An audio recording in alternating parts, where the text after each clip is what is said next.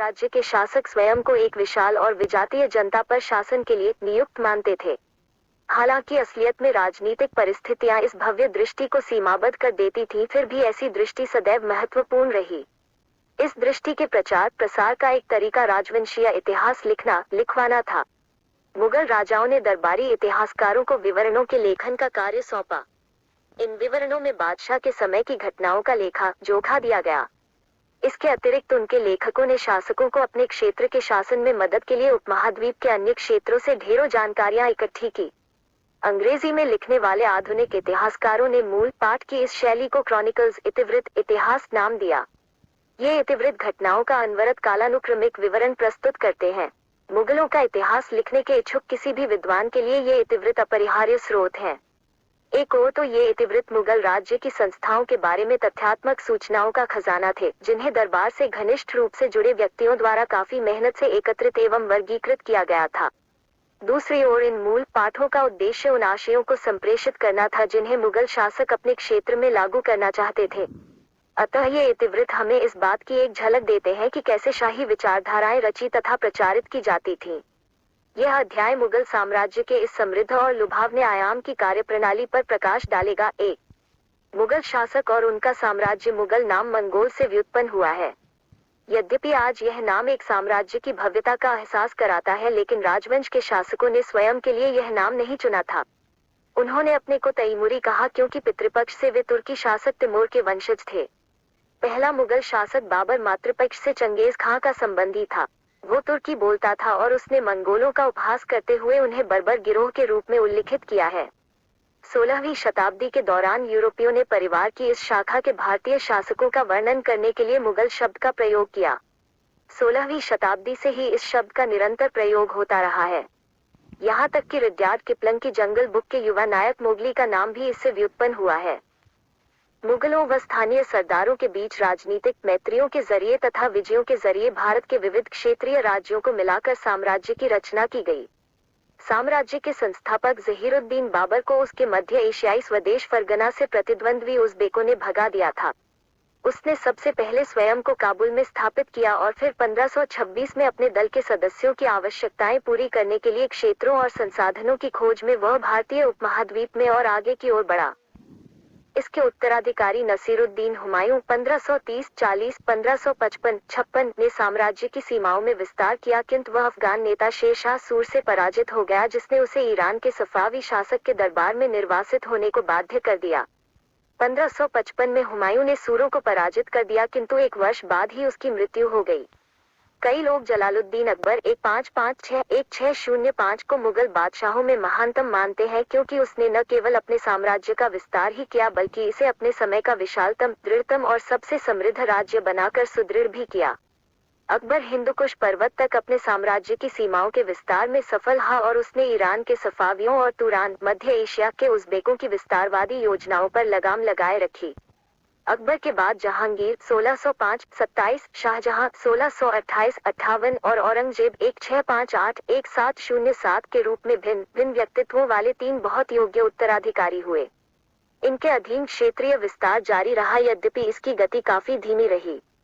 तीनों शासकों ने शासन के विविध यंत्रों को बनाए रखा और उन्हें सुदृढ़ किया। 16वीं और 17वीं शताब्दियों के दौरान शाही संस्थाओं के ढांचे का निर्माण हुआ।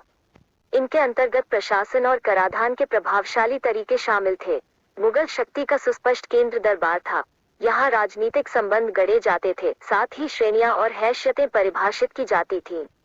मुगलों द्वारा शुरू की गई राजनीतिक व्यवस्था सैन्य शक्ति और उपमहाद्वीप की भिन्न भिन्न परंपराओं को समायोजित करने की चेतन नीति के संयोजन पर आधारित थी। 1707 के बाद औरंगजेब की मृत्युपरांत राजवंश की शक्ति घट गई। दिल्ली, आगरा अथवा लाहौर जैसे भिन्न राजधानी नगरों से नियंत्रित एक विशाल साम्राज्य तंत्र की जगह क्षेत्रीय शक्तियों ने अधिक स्वायत्तता अर्जित कर ली। फिर भी सांकेतिक रूप में ही सही, पर मुगल शासक की प्रतिष्ठा ने अभी अपनी आभा नहीं खोई थी। 1857 में इस वंश के अंतिम वंशज बहादुर शाह जफर द्वितीय को अंग्रेजों ने उखाड़ फेंका। 2. इतिवृत्तों की रचना। मुगल बादशाहों द्वारा तैयार करवाए गए इतिवृत्त साम्राज्य और उसके दरबार के अध्ययन के महत्वपूर्ण स्रोत हैं। ये इतिवृत्त इस साम्राज्य के अंतर्गत आने वाले सभी लोगों के सामने एक प्रबुद्ध राज्य के दर्शन की प्रायोजना के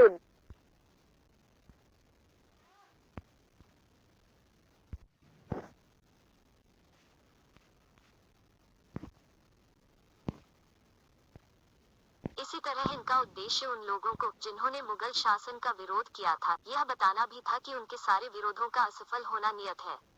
शासक यह भी सुनिश्चित कर लेना चाहते थे कि भावी पीढ़ियों के लिए उनके शासन का विवरण उपलब्ध रहे। मुगल इतिवृत्तों के लेखक निरपवाद रूप से दरबारी ही रहे। उन्होंने जो इतिहास लिखे उनके केंद्र बिंदु में थी शासक पर केंद्रित घटनाएं, शासक का परिवार, दरबार व अभिजात, युद्ध और प्रशासनिक व्यवस्थाएं। अकबर, शाहजहां और आलमगीर, मुगल शासक औरंगजेब की एक पदवी की कहानियों पर आधारित इतिवृत्तों के शीर्षक अकबरनामा, शाहजहांनामा, आलमगीरनामा यह संकेत करते हैं कि इनके लेखकों की निगाह में साम्राज्य व दरबार का इतिहास और बादशाह का इतिहास एक ही था। 2. एक तुर्की से फारसी की ओर मुगल दरबारी इतिहास फारसी भाषा में लिखे गए थे। दिल्ली के सुल्तानों के काल में उत्तर भारतीय भाषाओं विशेषकर हिंदवी व इसकी क्षेत्रीय भिन्नताओं के साथ फारसी दरबार और साहित्यिक रचनाओं की भाषा के रूप में खूब पुष्पित पल्लवित हुई। चूंकि मुगल चगताई मूल के थे अतः तुर्की उनकी मातृभाषा थी। इनके पहले शासक बाबर ने कविताएं और अपने संस्मरण इसी भाषा में लिखे थे। अकबर ने सोच समझकर फारसी को दरबार की मुख्य भाषा बनाया। संभवतया ईरान के साथ सांस्कृतिक और बौद्धिक संपर्कों के साथ साथ मुगल दरबार में पद पाने को इच्छुक ईरानी और मध्य एशियाई प्रवासियों ने बादशाह को इस भाषा को अपनाए जाने के लिए प्रेरित किया होगा। फारसी को दरबार की भाषा का ऊंचा स्थान दिया गया तथा उन लोगों को शक्ति व प्रतिष्ठा प्रदान की गई जिनकी इस भाषा पर अच्छी पकड़ थी। राजा, शाही परिवार के लोग और दरबार के विशिष्ट सदस्य यह भाषा बोलते थे। कुछ और आगे यह सभी स्तरों के प्रशासन की भाषा बन गई जिससे लेखाकारों, लिपिकों तथा अन्य अधिकारियों ने भी इसे सीख लिया। जहाँ जहाँ फारसी प्रत्यक्ष प्रयोग में नहीं थी वहाँ भी राजस्थानी, मराठी और यहाँ तक कि तमिल में शासकीय लेखों की भाषा को इसकी शब्दावली और मुहावरों ने व्यापक रूप से प्रभावित किया था। चूंकि 16वीं और 17वीं शताब्दियों के दौरान फारसी का प्रयोग करने वाले लोग उपमहाद्वीप के कई अलग अलग क्षेत्रों से आए थे और वे अन्य भारतीय भाषाएं भी बोलते थे अतः स्थानीय मुहावरों को समाविष्ट करने से फारसी का भी भारतीयकरण हो गया था। फारसी के हिंदवी के साथ पारस्परिक संपर्क से उर्दू के रूप में एक नई भाषा निकल कर आए। अकबरनामा जैसे मुगल इतिहास फारसी में लिखे गए थे जबकि अन्य जैसे बाबर के संस्मरणों का बाबरनामा के नाम से तुर्की से फारसी में अनुवाद किया गया था। मुगल बादशाहों ने महाभारत और रामायण जैसे संस्कृत ग्रंथों को फारसी में अनुवादित किए जाने का आदेश दिया। महाभारत का अनुवाद रजमनामा, युद्धों की पुस्तक के रूप में हुआ। 2 पांडुलिपियों की रचना मुगल भारत की सभी पुस्तकें पांडुलिपियों के रूप में थी अर्थात वे हाथ से लिखी होती थीं। पांडुलिपि रचना का मुख्य केंद्र शाही किताबखाना था। हालांकि किताबखाना शब्द पुस्तकालय के रूप में अनुवादित किया जा सकता है, यह दरअसल एक लिपिघर था अर्थात ऐसी जगह जहां बादशाह की पांडुलिपियों का संग्रह रखा जाता तथा नई पांडुलिपियों की रचना की जाती थी। पांडुलिपियों की रचना में विविध प्रकार के कार्य करने वाले बहुत लोग शामिल होते थे। कागज बनाने वालों की पांडुलिपि के पन्ने तैयार करने, सुलेखकों की पाठ की नकल तैयार करने, कोफ्तगरों की पृष्ठों को चमकाने के लिए, चित्रकारों की पाठ से दृश्यों को चित्रित करने के लिए और जिल्दसाजों की प्रत्येक पन्ने को इकट्ठा कर उसे अलंकृत आवरण में बैठाने के लिए आवश्यकता होती थी। तैयार पांडुलिपि को एक बहुमूल्य वस्तु, बौद्धिक संपदा और सौंदर्य के कार्य के रूप में देखा जाता था। इस तरह के सौंदर्य को अस्तित्व में लाकर इन पांडुलिपियों के संरक्षक मुगल बादशाह अपनी शक्ति को दर्शा रहे थे। इसी तरह इन पांडुलिपियों की वास्तविक रचना में शामिल कुछ लोगों को भी पदवियों और पुरस्कारों के रूप में पहचान मिली। इनमें सुलेखकों और चित्रकारों को तो उच्च सामाजिक प्रतिष्ठा मिली जबकि अन्य, जैसे कागज बनाने वाले अथवा जिल्दसाज, गुमनाम कारीगर ही रह गए। सुलेखन अर्थात हाथ से लिखने की कला अत्यंत महत्वपूर्ण कौशल मानी जाती थी। इसका प्रयोग भिन्न भिन्न शैलियों में होता था। नस्तलिक अकबर की पसंदीदा शैली थी। यह एक ऐसी तरल शैली थी जिसे लंबे सपाट प्रवाही ढंग से लिखा जाता था। इसे 5 से 10 मिलीमीटर की नोक वाले छंटे हुए सरकंडे, जिसे कलम कहा जाता है, के टुकड़े से स्याही में डुबोकर लिखा जाता है। सामान्यतया कलम की नोक में बीच में छोटा सा चीरा लगा दिया जाता था ताकि वो स्याही आसानी से सोख ले। चर्चा कीजिए, आज तैयार होने वाली पुस्तकें किन मायनों में मुगल इतिवृत्तों की रचना के तरीकों से भिन्न अथवा समान है। 3. रंगीन चित्र। जैसा कि हमने पिछले अनुभाग में पढ़ा, मुगल पांडुलिपियों की रचना में चित्रकार भी शामिल थे। एक मुगल बादशाह के शासन की घटनाओं का विवरण देने वाले इतिहासों में लिखित पाठ के साथ ही उन घटनाओं को चित्रों के माध्यम से दृश्य रूप में भी वर्णित किया जाता था। जब किसी पुस्तक में घटनाओं अथवा विषयों को दृश्य रूप में व्यक्त किया जाना होता था तो सुलेखक उसके आसपास के पृष्ठों को खाली छोड़ देते थे। चित्रकार शब्दों में वर्णित विषय को अलग से चित्र रूप में उतारकर वहां संलग्न कर देते थे। ये लघुचित्र होते थे जिन्हें पांडुलिपि के पृष्ठों पर आसानी से लगाया और देखा जा सकता था। चित्रों को न केवल किसी पुस्तक के सौंदर्य को बढ़ावा देने वाला बल्कि उन्हें तो लिखित माध्यम से राजा और राजा की शक्ति के विषय में जो बात कही न जा सकी हो ऐसे विचारों के संप्रेषण का भी एक सशक्त माध्यम माना जाता था। इतिहासकार अबुल फज ने चित्रकारी का एक जादुई कला के रूप में वर्णन किया है। उसकी राय में यह कला किसी निर्जीव वस्तु को भी इस रूप में प्रस्तुत कर सकती है कि जैसे उसमें जीवन हो। बादशाह, उसके दरबार तथा उसमें हिस्सा लेने वाले लोगों का चित्रण करने वाले चित्रों की रचना को लेकर शासकों और मुसलमान रूढ़िवादी वर्ग के प्रतिनिधियों अर्थात उल्मा के बीच निरंतर तनाव बना रहा।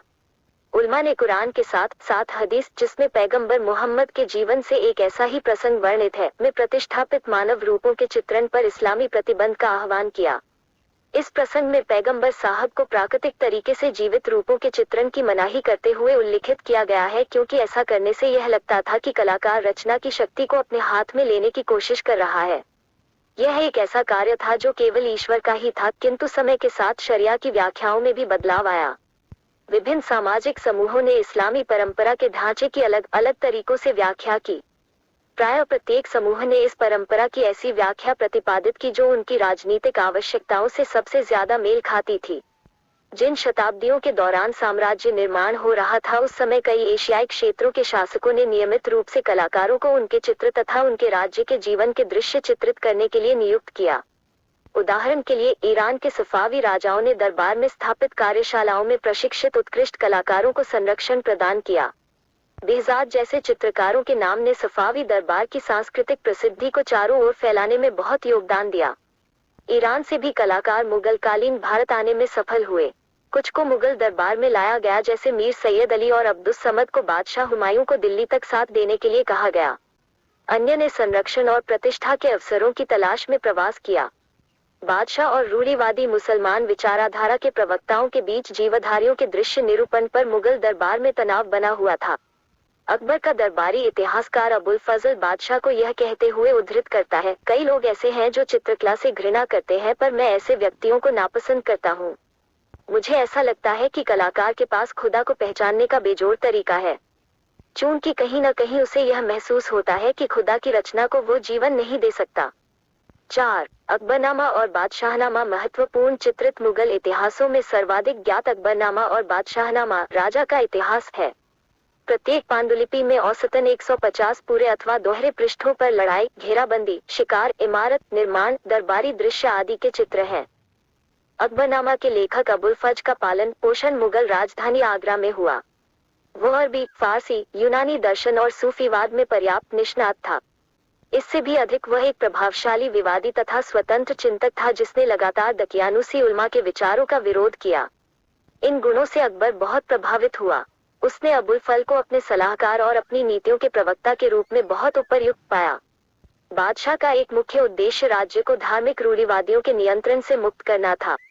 दरबारी इतिहासकार के रूप में अबुल फज ने अकबर के शासन से जुड़े विचारों को न केवल आकार दिया बल्कि उनको स्पष्ट रूप से व्यक्त भी किया। 1589 में शुरू कर अबुल फज ने अकबरनामा पर 13 वर्षों तक कार्य किया और इस दौरान कई बार उसने प्रारूप में सुधार किए। यह इतिहास घटनाओं के वास्तविक विवरणों, वाकई, शासकीय दस्तावेजों तथा जानकार व्यक्तियों के मौखिक प्रमाणों जैसे विभिन्न प्रकार के साक्ष्यों पर आधारित है। अकबरनामा को 3 जिल्दों में विभाजित किया गया है, जिनमें से प्रथम 2 इतिहास हैं। तीसरी जिल्द आयन ए अकबरी है। पहली जिल्द में आदम से लेकर अकबर के जीवन के एक खगोलीय कालचक्र तक 30 वर्ष का मानव जाति का इतिहास है। दूसरी जिल्द अकबर के 46वें शासन वर्ष 1601 पर खत्म होती है। अगले ही वर्ष अबुल फज राजकुमार सलीम द्वारा तैयार किए गए षड्यंत्र का शिकार हुआ और सलीम के सहअपराधी बीर सिंह बुंदेला द्वारा उसकी हत्या कर दी गई। अकबरनामा का लेखन राजनीतिक रूप से महत्वपूर्ण घटनाओं के समय के साथ विवरण देने के पारंपरिक ऐतिहासिक दृष्टिकोण से किया गया। इसके साथ ही तिथियों और समय के साथ होने वाले बदलावों के उल्लेख के बिना ही अकबर के साम्राज्य के भौगोलिक, सामाजिक, प्रशासनिक और सांस्कृतिक सभी पक्षों का विवरण प्रस्तुत करने के अभिनव तरीके से भी इसका लेखन हुआ। आयन ए अकबरी में मुगल साम्राज्य को हिंदुओं, जैनों, बौद्धों और मुसलमानों की भिन्न भिन्न आबादी वाले तथा एक मिश्रित संस्कृति वाले साम्राज्य के रूप में प्रस्तुत किया गया है। अबुल फज की भाषा बहुत अलंकृत थी और चूंकि इस भाषा के पाठों को ऊंची आवाज में पढ़ा जाता था, इस भाषा में लय तथा कथन शैली को बहुत महत्व दिया जाता था। इस भारतीय फारसी शैली को दरबार में संरक्षण मिला। अबुल फज का एक शिष्य अब्दुल हमीद लाहौरी बादशाहनामा के लेखक के रूप में जाना जाता है।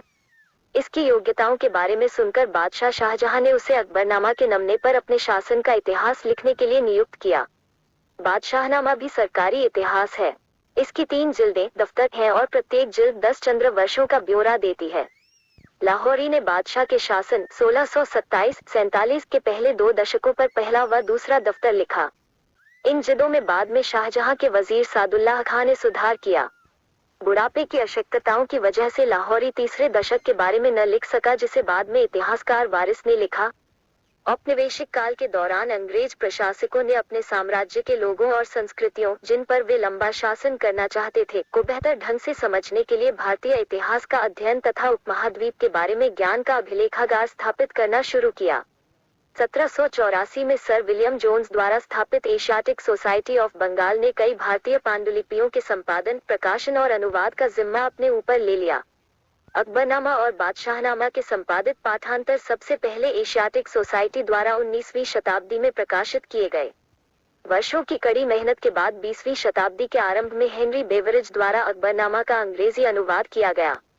बादशाहनामा के केवल कुछ ही अंशों का अभी तक अंग्रेजी में अनुवाद हुआ है। इसका मूल पाठ अपने संपूर्ण रूप में आज भी अनुवाद किए जाने की प्रतीक्षा में है। चर्चा कीजिए।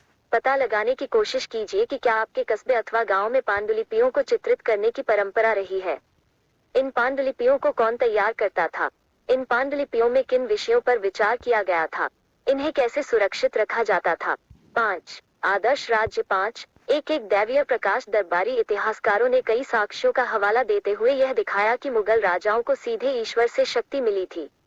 उनके द्वारा वर्णित दंत कथाओं में से एक मंगोल रानी अलानकुआ की कहानी है, जो अपने शिविर में आराम करते समय सूर्य की एक किरण द्वारा गर्भवती हुई थी।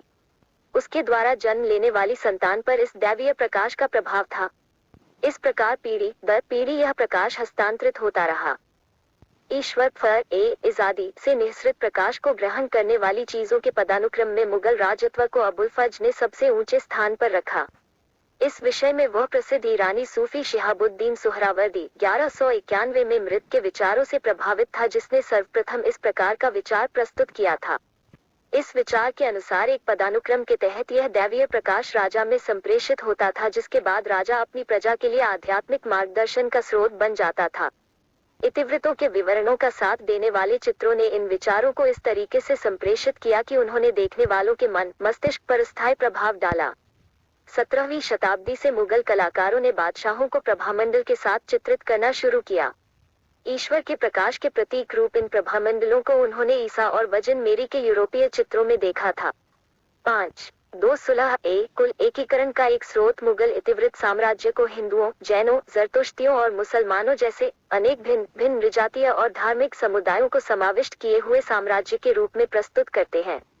सभी तरह की शांति और स्थायित्व के स्रोत रूप में बादशाह सभी धार्मिक और नृजातीय समूहों से ऊपर होता था, इनके बीच मध्यस्थता करता था तथा यह सुनिश्चित करता था कि न्याय और शांति बनी रहे। अबुल फज सुलह कुल पूर्ण शांति के आदर्श को प्रबुद्ध शासन की आधारशिला बताता है।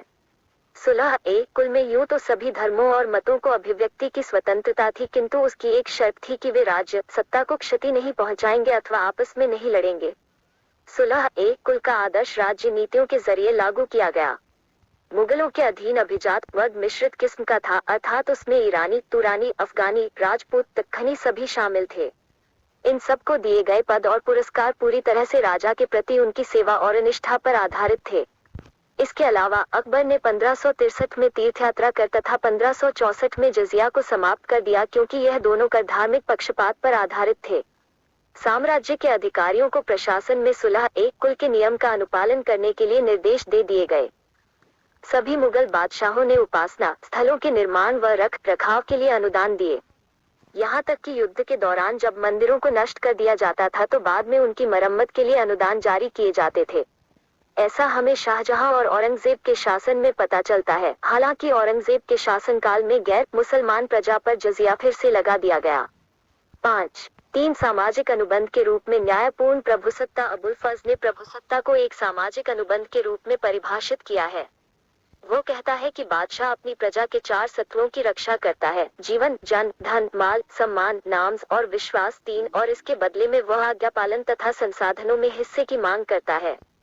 केवल न्यायपूर्ण संप्रभु ही शक्ति और दैवीय मार्गदर्शन के साथ इस अनुबंध का सम्मान कर पाते थे। अबुल हसन नामक एक कलाकार द्वारा बनाए गए चित्र में दरिद्रता की आकृति को मारते हुए जहांगीर कलाकार ने यहाँ लक्ष्य को गहरे बादल के आवरण में दिखाकर यह बताने की चेष्टा की है कि यह कोई वास्तविक व्यक्ति नहीं बल्कि एक अमूर्त लक्षण को प्रतीक के रूप में दिखाता एक मानवीय रूप है। कला और साहित्य में मानवीकरण के इस ढंग को रूपक कथा कहा जाता है। न्याय की जंजीर को स्वर्ग से उतरते हुए दिखाया गया है। जहांगीर ने अपने संस्मरणों में न्याय की जंजीर को इस प्रकार वर्णित किया है: राज्यारोहण के बाद मैंने जो पहला आदेश दिया वो न्याय की जंजीर को लगाने का था, ताकि न्याय के प्रशासन में संलग्न लोगों से यदि देर हो जाए अथवा वे न्याय चाहने वाले लोगों के विषय में मिथ्याचार का व्यवहार करें तो उत्पीड़ित व्यक्ति इस जंजीर के पास आ सके और इसे हिला सके और उसकी ओर ध्यान आकर्षित हो सके। इस जंजीर को शुद्ध सोने से बनाया गया था। यह 30 गज लंबी थी तथा इसमें 60 घंटियां लगी हुई थीं। इस चित्र के प्रतीकों की पहचान कर उनकी व्याख्या कीजिए और इस चित्र का सार प्रस्तुत कीजिए। न्याय के विचार के दृश्य रूप में निरूपण हेतु अनेक प्रतीकों की रचना की गई। न्याय के विचार को मुगल राजतंत्र में सर्वोत्तम सद्गुण माना गया। कलाकारों द्वारा प्रयुक्त सर्वाधिक पसंदीदा प्रतीकों में से एक था एक दूसरे के साथ चिपटकर शांतिपूर्वक बैठे हुए शेर और बकरी या फिर गाय। इसका उद्देश्य राज्य को एक ऐसे क्षेत्र के रूप में दिखाना था जहां दुर्बल तथा सबल सभी परस्पर सद्भाव से रह सकते थे। सचित्र बादशाहनामा के दरबारी दृश्यों में ऐसे प्रतीक का अंकन बादशाह के सिंहासन के ठीक नीचे एक आले में हुआ है। चित्र 9/6 देखिए। 6 एक राजधानी नगर मुगल साम्राज्य का हृदय स्थल उसका राजधानी नगर था जहां दरबार लगता था। 16वीं और 17वीं शताब्दियों के दौरान मुगलों की राजधानियां बड़ी तेजी से स्थानांतरित होने लगीं। हालांकि बाबर ने लोदियों की राजधानी आगरा पर अधिकार कर लिया था, तथापि उसके शासन के 4 वर्षों के दौरान राजसी दरबार भिन्न भिन्न स्थान पर लगाए जाते रहे। 1560 के दशक में अकबर ने आगरा के किले का निर्माण करवाया। इसे आसपास के क्षेत्रों की खदानों से लाए गए लाल बलुआ पत्थर से बनाया गया था। 1570 के दशक में उसने फतेहपुर सीकरी में एक नई राजधानी बनाने का निर्णय लिया। इस निर्णय का एक कारण यह हो सकता है कि सीकरी अजमेर को जाने वाली सीधी सड़क पर स्थित था, जहां शेख मोइनुद्दीन चिश्ती की दरगाह उस समय तक एक महत्वपूर्ण तीर्थस्थल बन चुकी थी। मुगल बादशाहों के चिश्ती सिलसिले के सूफियों के साथ घनिष्ठ संबंध बने। अकबर ने सीकरी में जुम्मा मस्जिद के बगल में ही शेख सलीम चिश्ती के लिए सफेद संगमरमर का एक मकबरा बनाने का आदेश दिया। विशाल मेहराबी प्रवेश द्वार, बुलंद दरवाजा के निर्माण का उद्देश्य वहां आने वाले लोगों को गुजरात में मुगल विजय की याद दिलाना था। 1585 में उत्तर पश्चिम को और अधिक नियंत्रण में लाने के लिए राजधानी को लाहौर स्थानांतरित कर दिया गया और इस तरह 13 वर्षों तक अकबर ने इस सीमा पर गहरी चौकसी बनाए रखी। शाहजहां ने विवेकपूर्ण राजकोषीय नीतियों को आगे बढ़ाया तथा इमारत निर्माण के अपने शौक को पूरा करने के लिए पर्याप्त धन इकट्ठा कर लिया। जैसा कि आपने पहले के शासकों के संदर्भ में देखा, राजतंत्रीय संस्कृतियों में इमारत निर्माण कार्य राजवंशीय सत्ता, धन तथा प्रतिष्ठा का सर्वाधिक स्पष्ट और ठोस प्रतीक था। मुसलमान शासकों के संदर्भ में इसे धर्मनिष्ठा के एक कार्य के रूप में भी देखा जाता था। 1648 में दरबार, सेना व राजसी खानदान आगरा से नई निर्मित शाही राजधानी शाहजहानाबाद चले गए। दिल्ली के प्राचीन रिहायशी नगर में शाहजहानाबाद एक नई और शाही आबादी थी। यहाँ लाल किला, जामा मस्जिद, चांदनी चौक के बाजार की वृक्ष वीथी और अभिजात वर्ग के बड़े बड़े घर थे। शाहजहां का यह नया शहर विशाल एवं भव्य राजतंत्र की ज्यादा औपचारिक कल्पना को व्यक्त करता था। 6 दो मुगल दरबार शासक पर केंद्रित दरबार की भौतिक व्यवस्था ने शासक के अस्तित्व को समाज के हृदय के रूप में प्रदर्शित किया। इसका केंद्र बिंदु इस प्रकार राज सिंहासन अथवा तख्त था जिसने संप्रभु के कार्यों को भौतिक स्वरूप प्रदान किया था। इसे एक ऐसे स्तंभ के रूप में देखा जाता था जिस पर धरती टिकी हुई थी। सहस्राब्दियों से भारत में राजतंत्र का प्रतीक रही छतरी, शासक की कांति को सूर्य की कांति से पृथक करने वाली मानी जाती थी। इतिवृत्तों ने मुगल संभ्रांत वर्गों के बीच हैसियत को निर्धारित करने वाले नियमों को बड़ी सुस्पष्टता से सामने रखा है। दरबार में किसी की हैसियत इस बात से निर्धारित होती थी कि वह शासक के कितना पास और दूर बैठा है। किसी भी दरबारी को शासक द्वारा दिया गया स्थान बादशाह की नजर में उसकी महत्ता का प्रतीक था। एक बार जब बादशाह सिंहासन पर बैठ जाता था तो किसी को भी अपनी जगह से कहीं और जाने की अनुमति नहीं थी और न ही कोई अनुमति के बिना दरबार से बाहर जा। स्रोत दो दरबार एक अकबरी अबुल फज अकबर के दरबार का बड़ा सजीव विवरण देते हुए कहता है, जब भी महामहिम अकबर दरबार लगाते हैं तो एक विशाल ढोल पीटा जाता है और साथ साथ अल्लाह का गुणगान होता है। इस तरह सभी वर्गों के लोगों को सचना मिल जाती है। महामहिम के पत्र पौत्र दरबारी और वे सभी जिन्हें दरबार में प्रवेश की अनुमति थी हाजिर होते हैं और कोर्निश कर अपने स्थान पर खड़े रहते हैं। ख्याति प्राप्त विद्वज्जन तथा विशिष्ट कौशलों में निपुण व्यक्ति आदर व्यक्त करते हैं तथा न्याय अधिकारी अपनी रिपोर्ट प्रस्तुत करते हैं। महामहिम अपनी सामान्य अंतर्दृष्टि के आधार पर आदेश देते हैं और सभी मामलों को संतोषजनक ढंग से निपटाते हैं। इस पूरे समय के दौरान विभिन्न देशों से आए तलवारिये व पहलवान अपने को तैयार रखते हैं और महिला तथा पुरुष गायक अपनी बारी की प्रतीक्षा में रहते हैं। चतुर बाजीगर और मजाकिया कलाबाज भी अपने कौशल और दक्षता का प्रदर्शन करने को उत्सुक हैं। दरबार में होने वाली मुख्य गतिविधियों का वर्णन कीजिए सकता था। दरबारी समाज में सामाजिक नियंत्रण का व्यवहार दरबार में मान्य संबोधन, शिष्टाचार तथा बोलने के ध्यानपूर्वक निर्धारित किए गए नियमों द्वारा होता था। शिष्टाचार का जरा सा भी उल्लंघन होने पर ध्यान दिया जाता था और उस व्यक्ति को तुरंत ही दंडित किया जाता था। शासक को किए गए अभिवादन के तरीके से पदानुक्रम में उस व्यक्ति की हैसियत का पता चलता था। जैसे जिस व्यक्ति के सामने ज्यादा झुककर अभिवादन किया जाता था उस व्यक्ति की हैसियत ज्यादा ऊंची मानी जाती थी। आत्मनिवेदन का उच्चतम रूप सिजदा या दंडवत लेटना था। शाहजहां के शासनकाल में इन तरीकों के स्थान पर चार तस्लीम तथा जमीबोसी जमीन चूमना के तरीके अपनाए गए। मुगल दरबार में राजनयिक दूतों संबंधी नयाचारों में भी ऐसी ही सुस्पष्टता थी। मुगल बादशाह के समक्ष प्रस्तुत होने वाले राजदूत से यह अपेक्षा की जाती थी कि वह अभिवादन के मान्य रूपों में से एक या तो बहुत झुककर अथवा जमीन को चूमकर अथवा फारसी रिवाज के मुताबिक छाती के सामने हाथ बांधकर तरीके से अभिवादन करेगा। जेम्स के अंग्रेज दूत टॉमस रो ने यूरोपीय रिवाज के अनुसार जहांगीर के सामने केवल झुककर अभिवादन किया और इसके बाद बैठने के लिए कुर्सी का आग्रह कर पुनः दरबार को अचंभित कर दिया। बादशाह अपने दिन की शुरुआत सूर्योदय के समय कुछ व्यक्तिगत धार्मिक प्रार्थनाओं से करता था और इसके बाद वह पूर्व की ओर मुंह किए एक छोटे छज्जे अर्थात झरोखे में आता था। इसके नीचे लोगों की भीड़, सैनिक, व्यापारी, शिल्पकार, किसान, बीमार बच्चों के साथ औरतें बादशाह की एक झलक पाने के लिए इंतजार करती थी। अकबर द्वारा शुरू की गई झरोखा दर्शन की प्रथा का उद्देश्य जन विश्वास के रूप में शाही सत्ता की स्वीकृति को और विस्तार देना था। रत्नजड़ित सिंहासन आगरा महल के सार्वजनिक सभा भवन में रखे शाहजहां के रत्नजड़ित सिंहासन तख्त ए मुरस्सा के बारे में बादशाहनामा में लिखा है, सिंहासन की भव्य संरचना में एक छतरी है जो 12 कोणीय स्तंभों पर टिकी हुई है। इसकी ऊंचाई सीढ़ियों से गुंबद तक 5 क्यूबिट लगभग 10 फुट है। अपने राज्यारोहण के समय महामहिम ने यह आदेश दिया कि 86 लाख रुपए के रत्न तथा बहुमूल्य पत्थर और 1 लाख तोला सोना जिसकी कीमत 14 लाख रुपए है से इसे सजाया जाना चाहिए। सिंहासन की साज सज्जा में 7 वर्ष लग गए। इसकी सजावट में प्रयुक्त हुए बहुमूल्य पत्थरों में रूबी था जिसकी कीमत 1 लाख रुपए थी और जिसे शाह अब्बास सफावी ने दिवंगत बादशाह जहांगीर को भेजा था। इस रूबी पर महान बादशाह तिमोर साहिब एक ईरान, मिर्जा शाहरुख, मिर्जा उलुग बेग और शाह अब्बास के साथ अकबर, जहांगीर और स्वयं महामहिम के नाम अंकित थे। झरोखे में 1 घंटा बिताने के बाद बादशाह अपनी सरकार के प्राथमिक कार्यों के संचालन हेतु सार्वजनिक सभा भवन दीवान ए आम में आता था। वहां राज्य के अधिकारी रिपोर्ट प्रस्तुत करते तथा निवेदन करते थे। 2 घंटे बाद बादशाह दीवान ए खास में निजी सभाएं और गोपनीय मुद्दों पर चर्चा करता था। राज्य के वरिष्ठ मंत्री उसके सामने अपनी याचिकाएं प्रस्तुत करते थे और कर अधिकारी हिसाब का ब्यौरा देते थे। कभी कभी बादशाह उच्च प्रतिष्ठित कलाकारों के कार्यों अथवा वास्तुकारों मिमार के द्वारा बनाए गए इमारतों के नक्शों को देखता था। सिंहासनारोहण की वर्षगांठ, ईद, शब ए बारात तथा होली जैसे कुछ विशिष्ट अवसरों पर दरबार का माहौल जीवंत हो उठता था। सजे हुए डिब्बों में रखी सुगंधित मोमबत्तियां और महल की दीवारों पर लटक रहे रंग बिरंगे बंधनवार आने वालों पर आश्चर्यजनक प्रभाव छोड़ते थे। मुगल शासक वर्ष में 3 मुख्य त्योहार मनाया करते थे। सूर्यवर्ष और चंद्रवर्ष के अनुसार शासक का जन्मदिन और वसंतागमन पर फारसी नववर्ष। शाही परिवारों में विवाहों का आयोजन काफी खर्चीला होता था। 1633 में दाराशिकोह और नादिरा राजकुमार परवेज की पुत्री के विवाह की व्यवस्था राजकुमारी जहांरा और दिवंगत महारानी मुमताज महल की प्रमुख नौकरानी सती उन निसा खानुम द्वारा की गई। शादी के उपहारों के प्रदर्शन की व्यवस्था दीवान ए आम में की गई थी। बादशाह तथा हरम की स्त्रियां दोपहर में इसे देखने के लिए आईं तथा शाम के समय अभिजात यहाँ आए। दुल्हन की मां ने भी इसी तरह उसी विशाल कक्ष में उपहारों को सजाया था। शाहजहां इन्हें देखने के लिए वहां गया।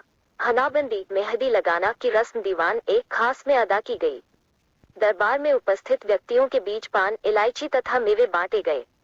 विवाह पर कुल 32 लाख रुपए खर्च हुए थे, जिसमें 6 लाख रुपए शाही खजाने से, 16 लाख रुपए जहांरा मुमताज महल द्वारा आरंभ में अलग से रखे गए रुपयों को मिलाते हुए और शेष दुल्हन की मां द्वारा दिए गए थे। बादशाहनामा से लिए गए इन चित्रों में इस अवसर से जुड़ी कुछ गतिविधियों को दिखाया गया है। मोरोज जन्मदिन पर शासक को विभिन्न वस्तुओं से तौला जाता था तथा बाद में ये वस्तुएं दान में बांट दी जाती थीं। 6. 3 पदवियां, उपहार और भेंट। राज्याभिषेक के समय अथवा किसी शत्रु पर विजय के बाद मुगल बादशाह विशाल पदवियां ग्रहण करते थे।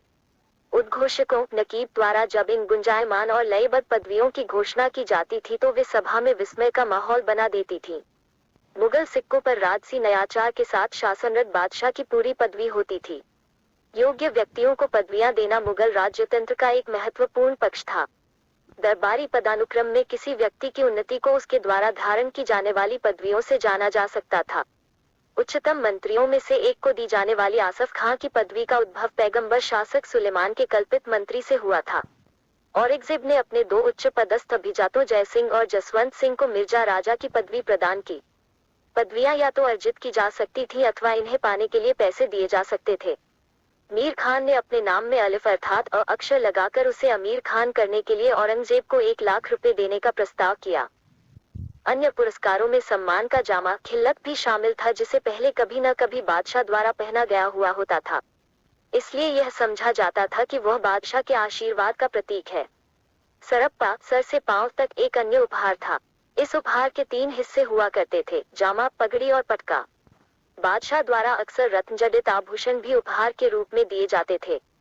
बहुत खास परिस्थितियों में बादशाह कमल की मंजरियों वाला रत्नजड़ित गहनों का सेट पद्म मुरस्सा भी उपहार में प्रदान करता था। एक दरबारी बादशाह के पास कभी खाली हाथ नहीं जाता था। वह या तो नज़्र के रूप में थोड़ा धन या पेशकश के रूप में मोटी रकम बादशाह को पेश करता था। राजनयिक संबंधों में उपहारों को सम्मान और आदर का प्रतीक माना जाता था। राजदूत प्रतिद्वंद्वी राजनीतिक शक्तियों के बीच संधि और संबंधों के जरिए समझौता करवाने के महत्वपूर्ण कार्य का संपादन करते थे। ऐसी परिस्थितियों में उपहारों की महत्वपूर्ण प्रतीकात्मक भूमिका होती थी। थॉमस रो को इस बात से बहुत निराशा हुई थी कि उसने आसफ खां को जो अंगूठी भेंट की थी वो उसे केवल इसलिए वापस कर दी गई कि वो क्यों मात्र 400 रुपए मूल्य की थी। 7. शाही परिवार हरम शब्द का प्रयोग प्रायः मुगलों की घरेलू दुनिया की ओर संकेत करने के लिए होता है।